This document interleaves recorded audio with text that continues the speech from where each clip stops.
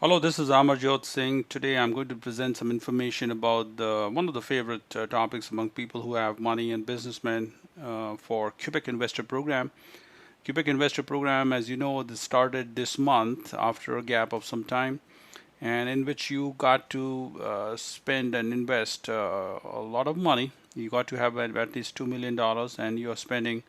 Look at on the screen. Invest 1.2 million with a financial intermediary for 5 years and get the money back. Many people want to know about Quebec Investor Program because they think it's an easy program and it's transparent and things are working well. Even though there's a quota, I think it's about 1,900 per year this year. And but sometimes it's not what it seems from the website. And I wanted to show you what I've been saying for many time among two applications in the system, which is one is the Quebec Investor Program and the second is the LMIA program. Uh, this is fraught with corruption and a problem in how it is administered, how people are applying, whether they are qualified, all of them or not, and there's been some problems. So there is a article by CBC, as you're seeing on the screen. Rich investors granted Canadian residency despite suspicions of fake documents and dubious assets. So this is on September 20th. It's not very old, just a few days ago. And the CBC acknowledges, and the government acknowledges also, that there has been a problem and in the system. So look at the first tab here. Some rich foreigners seeking Canadian residency under the special Quebec program for wealthy investors could not point to the province of the map, while others submitted fake documents or disguised their assets, that many of them are still accepted for immigration. So many people came from Hong Kong and they were looking to come to Canada using Quebec, but they had never any intention to live in Quebec. They had some assets which were not very clean, and this was the way to launder their money. And of course, they were also using fake documents, as the article say. Look at this, kind of this unbelievable fake documents. And this is the article. You can go and read this article on CBC. It's right here. CBC. You can type this on. You'll see it. But I wanted to show you something here. Something I think they did an investigative search. This is Hong Kong, and many people from Hong Kong they love to go to Canada, and they're using Quebec as a quick, especially if they don't qualify under anything. Even as dodgy candidates were flagged, immigration officers said they felt pressure to overlook many applicants with apparent shortcomings. As you see this here, we knew they weren't coming to Quebec and also knew they weren't going to learn French. One of the prerequisites of a PNP program is that you must have intent to live in that province. And I wanted to show you this Government of Canada website. The regulation here says on the top, processing provincial nominee program applications.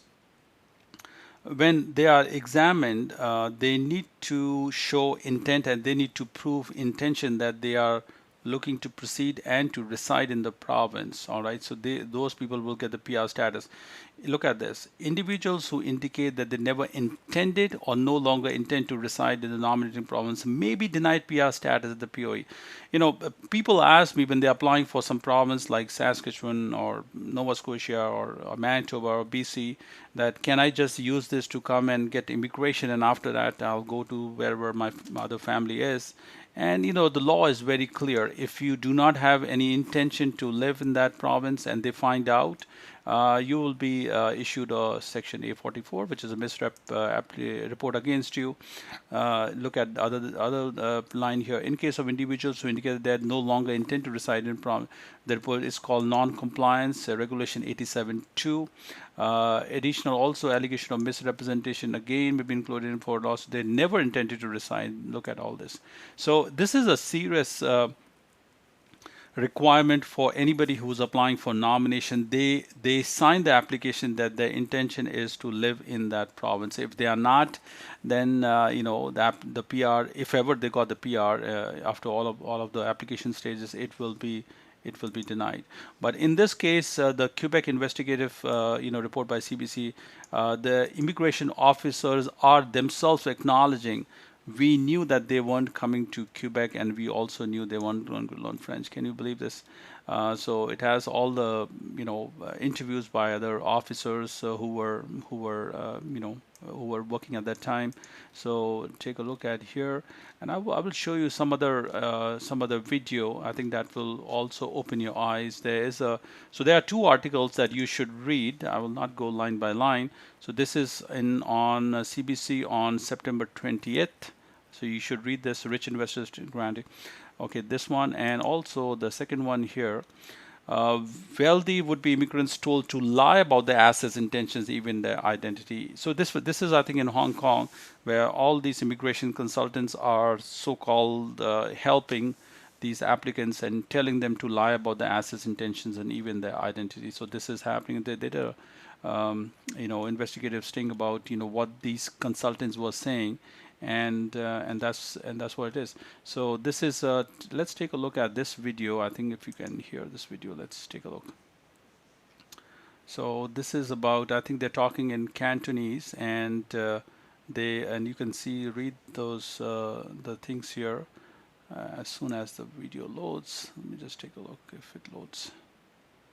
It's not loading. It's not trying to reconnect. Yeah. 嗰啲唔係啦，係啦，嗰啲咧就係純粹係攞一個身份走佬嘅啫，即係有咩事或者。Just read the line. Just read the line at the bottom. Maybe not understand. Can't you just read the line? 係將筆資產隱形，即係譬如話你係陳生，咁你改做叫李小龍，咁你可以用呢個李小龍嘅身份咧。One more time, actually.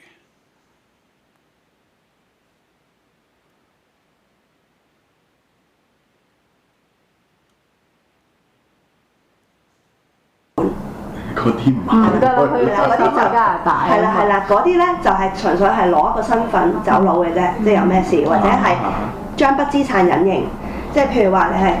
So the consultant is advising the applicant to change the name from something to Bruce Lee, and nobody will be able to find out. 陳生，咁你改做叫李小龍，咁你可以用呢個李小龍嘅身份咧。Wow. Let's take a look at the other things also. Another from Hong Kong office of Harvey Law Group, founded by Canadian John Francis Harvey, representative. It's normal not to declare all assets. Can you believe this? Look at all this. I mean, this has been going on for a long time, and I think the Quebec government and the Canadian government is serious now. So anybody who's applying for this one, take a look at this one. Right? Yeah. Okay. Yes, it's possible. Yeah, because there was a fire back in his factory a few years ago. Okay. And therefore some documents were destroyed in the fire. So his Caribbean passport also gives him a new TIN number, so a tax identity number. So that could be useful for him too. One of the Caribbean countries does not have a treaty with China, so you get a new tax identity, but you don't need to declare to Chinese government of those assets. Wow.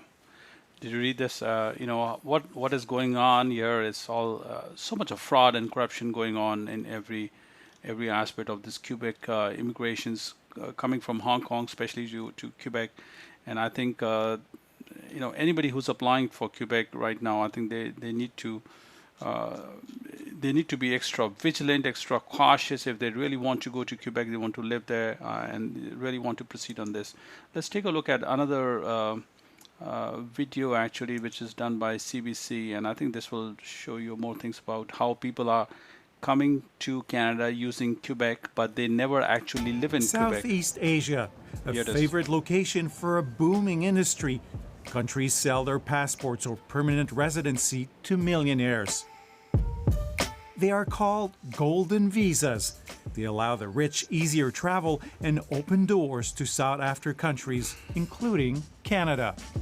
It's about having the opportunity in the future, should you want to get out of China and should you want to pack up and leave, to have that opportunity, to have the passport or to have the children with passports. But in some cases, these visas are being blamed for facilitating tax evasion, corruption, or money laundering. Since Asia is the largest pool of wealthy migrants, many immigrants... By the way, I did share with this on this aspect to you many times. Hong Kong is the headquarters of the Canadian investment immigration business coming to Canada from all over Asia. So there are so many applicants. I think the area is flooded with people who have the money. And $1 million, $2 million, $3 million is pretty much just peanuts for many applicants, not all, but many applicants in Hong Kong. So there are many immigration consultants and lawyers in Hong Kong who are peddling this visa application. Immigration lawyers and consultants have set up shop in Hong Kong to recruit them. We traveled here to check out, with a hidden camera, how one of the most popular golden visa programs in the world is sold. The one opening the door to Canada, it's called the Quebec Immigrant Investor Program. That's right. Back in 1986, the province of Quebec was the very first in the world to sell permanent residency to foreign millionaires in exchange for investment.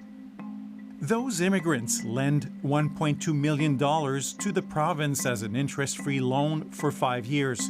Quebec invests and uses the money generated to dole out grants to small and medium-sized businesses. But there is one big problem. Even though they must state their intention to settle in Quebec, most of those immigrants don't. According to Quebec government's own statistics, less than 20% stay in the province. So here's the problem that we were mentioning earlier about, your intention must be to live in Quebec. So if it is disclosed at the time of application or at the time of examination at the port of entry that you have no intention to live in Quebec, your PR will be denied. And many people are evading this because they say something else and actually they mean other things. So if they're going to Quebec and living there for 1 day or 2 days and take a flight to Vancouver, I think this is wrong. And as you see all this upon this investigative research, I think the Quebec immigration and the federal officers will be very tight. So you better be careful if you're thinking about taking this route to live elsewhere in Canada. Immigration lawyer Jean-François Harvey. C'est un secret de polichinelle que 85%, sinon plus, moi je serais prêt à dire 95%. Oh, look at this. The immigration lawyer is saying this is open secret that 85%, if not more, I would say 95% people do not stay in Quebec who come through this application. Les gens ne restent pas au Québec. Just one example. Beijing millionaire Zhao Jingli was granted permanent residency through the Quebec program. Her immigration files show her stated destination was supposed to be Montreal. But when she and her family got her official landing in Canada in 2006, she didn't even bother flying to Quebec. Instead, the family spent 10 days in Vancouver, then flew right back to China, where her husband was a partner in a law firm. Wow. I think the Quebec Immigrant Investor Program is a scam from start to finish. Oh, look at this. Ian Young, Quebec Immigration Investor Program has been scammed from the start to finish. That's what the correspondent is saying. is the Vancouver-based correspondent of the South China Morning Post, a daily published in Hong Kong. He has been investigating these millionaire migrants for years and the role of the Quebec Immigrant Investor Program. And I think that everyone who's involved in the program knows that. I think that includes policymakers, the people who facilitate it, and the immigrants themselves. I mean, they know that it doesn't serve the purpose that it is supposed to serve. In 2014, Zhao Jingli did finally settle in Canada, not in Quebec, but in Vancouver. Her husband stayed in China to continue his law practice. She bought this $5 million house in West Vancouver with breathtaking views of English Bay. Wow. A 5-bedroom, 7-washroom mansion for her and her 2 sons. The Quebec program has been the biggest component of millionaire migration, wealth migration here in Vancouver and in Canada. And that's a huge component of what's propelling property prices. You look at properties that are worth, $5-6 million. That's not to do with local incomes. While Quebec has been benefiting, British Columbia is stuck with the costs: healthcare, education, and pressure on the real estate market. The house is now valued at $7.7 million. And there's little revenue to the BC government, since the millionaire migrants often remain in China, sending money tax-free to their families living in Canada. Zhao Jingli paid only $69 in income tax in 2016. Can you believe this? The investor buying a house worth, I think, more than $5 million, paying a tax of only $69, and that's unbelievable. We've come to Hong Kong to see for ourselves what recruiters, immigration lawyers, and consultants sell to prospective clients. So we created our own millionaire, Mr. Chen, a character whose wealth did have dubious origins, a pawn shop. And our Mr. Chen did not want to settle in Quebec. 佢審核你嘅，最好就唔好答得咁明顯，就話你唔會打算長遠喺嗰邊。Canadian law allows permanent residents to move freely once in Canada, but when they apply to the Quebec program, they must sign documents stating their firm intention to settle in the province. That's right. That's what I was sharing with you earlier. This is from the Canadian website itself, and all the PNP nominees, they have to be examined, and if not, they will be charged for misrepresentation and also non-compliance with the paragraph R. If you click on it, you will see the regulation. So this is also part of the application, that you sign on in Quebec, and they declare that I have a firm intention. If you don't do that, then they got to revoke it. Here is Quebec lawyer Sébastien Guimier practicing in Hong Kong. Okay, look, a lot of people, what they do is rent an apartment for 3 months in Quebec here, and then they receive the card and then do whatever you want. But worst case, you can always give our office address or something like this. Wow. We tell our clients to rent an apartment because it looks better. If you give the lawyer's office, they might question, but we never got a problem. And to be honest, to rent an apartment for 3 months in Montreal, it's not a lot of money at this point. 即係通過咗佢就會 OK 咁嘅意思。It also means that they don't have to actually live in that flat. Empty is okay? Empty is okay. Empty is okay. Wow. Postal address. We showed this to Montreal-based immigration lawyer Hugues Langlais. So if, in order to comply for the initial element, that is the intent to reside, you create addresses, you create phony living arrangements, then you do not meet the requirement of the initial intent to reside. And also you're participating to the fabrication of evidence for the purpose of meeting the obligation to reside, which is the second aspect. In an email, Sébastien Guimier told us he followed the law. He said someone's intention to live in Quebec could have changed by the time they came to Canada. In his advice to rent that apartment, that was just to have a mailing address for receiving the permanent residency card in case the immigrant had to fly back to China while waiting for it. This is wrong. The leading firm with regards to citizenship by investment. Another red flag involved Harvey Law Group, a Hong Kong-based firm founded by Quebec lawyer Jean-François Harvey. Government rules require that all assets and their origins be declared, but not if you listen to the advice by this employee. You want to disclose the minimum possible, right? Yeah. Okay. Yes, it's possible. Yeah, because there was She suggests hiding problematic assets in the Caribbean. Caribbean passport also gives him a new TIN number, so a tax identity number. So that could be useful for him too. One of the Caribbean countries does not have a treaty with China, so you get a new tax identity, but you don't need to declare to Chinese government of those assets that you have. So some of his money is not very convenient to disclose. I'm sorry, whether, it's normal. Wow.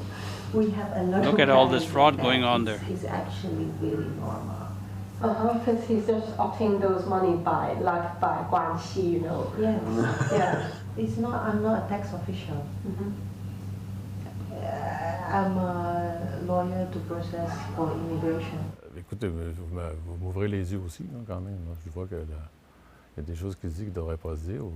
Mais d'un autre côté, il y a un processus au bureau aussi. Ce client-là aurait rencontré un avocat ou au moins on aurait commencé à processer le dossier. C'est-à-dire qu'on aurait vu les trous dans le dossier. Another company in Hong Kong, Globe Visa, had a unique solution for failed background checks. Buy a second identity. 如果佢過唔到資產審查或者過唔到嗰個冇犯罪咧，咁佢就直接買護照㗎啦。嗱，我哋做緊有7個護照嘅，而家，咁呢啲都係合法同埋 seven 入 identity 咗落 documents. 嗰個移民法案嘅呢啲護照都係合規合法嘅護照嚟嘅呢啲。咁有2本就係歐盟護照，咁另外有啲加勒比海嘅，咁加勒比海有5本。嗰啲唔唔得啦，佢哋嗰啲就加拿大。係啦，嗰啲咧就係啦身份走佬嘅啫，即係有咩事或者係將筆資產隱形，即係譬如話你係陳生，咁你改咗叫李小龍，咁你可以用呢個李小龍嘅身份咧。Here we're creating a second or a third identity in order to avoid disclosing information that could very well hide so many things. So many things. In a letter, Globe Visa says there is practically no chance that they would have taken Mr. Chen as a client.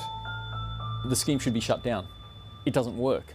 I can't see any way to make it work. Why hasn't it been shut down? It's because people are making a lot of money along the way. Ottawa dropped its own federal immigrant investor program in 2014 because it concluded it wasn't working. The Quebec government has known for years its program was rife with problems, largely ignoring them while keeping the money from these millionaire migrants. For The National, I'm Frédéric Zalac in Montreal. Guys, did you see this video? This is an eye-opener for a lot of people, especially the government officials and immigration consultants, and definitely for the clients who are looking to go to Quebec. The Quebec Investor Program is now open this is the month of September, and they are taking 1,900 people. I do not know what is the quota for Chinese there. I'm sure a lot, but you be very careful. You know, if you have no intention of living in Quebec, and if you have been asked by somebody to hide your assets and not show your full information, and I think you are heading for some big problem. I just wanted to alert you about what is going on, and as you saw, the previous correspondent in the SCMP South China Morning Post said, you know, this has been a sham for right from the beginning, for all along, and you know, I think this should have been shut down a long time ago, but it's still, I think somebody's making money off it. So that's all I had to say. Please write your comments if you have any comments, or ask questions, and then share with your friends. All right, thank you.